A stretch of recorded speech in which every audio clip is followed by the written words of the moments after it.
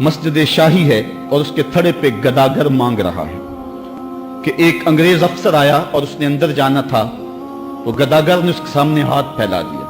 उसने बटवा निकाला और कुछ पैसे रकम जो है उसकी हथेली पे रखे और दोबारा बटवा जेब में डालने लगा, फिसल गया, नीचे गिर गया, वो अंदर चला गया। गदागर ने वो बटवा पकड़ लिया, ख्याल था ये वापस पलटेगा तो मैं इसको ये बटवा दे दूंगा, लेकिन वापसी शायद वो किसी बगली दरवाजे से निकल गया या इसको पता न चल सका, तो वो बटवा अपने घर ले गया। 1 साल गुजरा तो दोबारा जब वो अंग्रेज वहां शाही मस्जिद में आया दौरे के लिए, तो ये क्योंकि दौर भी अंग्रेज का ही था, तो उस गदागर ने पहचान लिया, कहा बाबू रुकना, मुझे तुमसे थोड़ा सा काम है।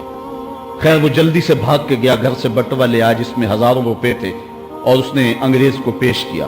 उसने हैरत से कभी बटवे को देखता और कभी उसको देखता। कहा तुम्हें याद हो ना याद, तुम्हारा बटवा गिर गया था और मैंने संभाल के रखा हुआ। उसने कहा मैं ये नहीं देख रहा, मैं ये देख रहा हूं तुम गदागर हो जात के, और एक बटवा जिसमें इतनी करेंसी है, इतनी रकम है कि तुम अच्छा घर, अच्छा मकान और अच्छा कारोबार सेट कर सकते थे, और तुमने ये बटवा एक पूरा साल हो गया संभाल के रखा। उसने कहा बाबू मकान और कारोबार की कहानी नहीं, जो कहानी है वो गैरत और इज्जत की है। उसने कहा क्या कहानी है? उसने कहा तू ईसाई है और मैं नौकर हूं रसूलुल्लाह का, और कल कयामत के दिन अगर तेरे नबी ने मेरे नबी से कह दिया कि मेरे उम्मती का बटवा गिरा था और तेरे उम्मती ने उठा लिया, तो फिर मेरा नबी तो शर्मसार होगा। मैं गदागर जरूर हूं, बेगैरत नहीं हूं।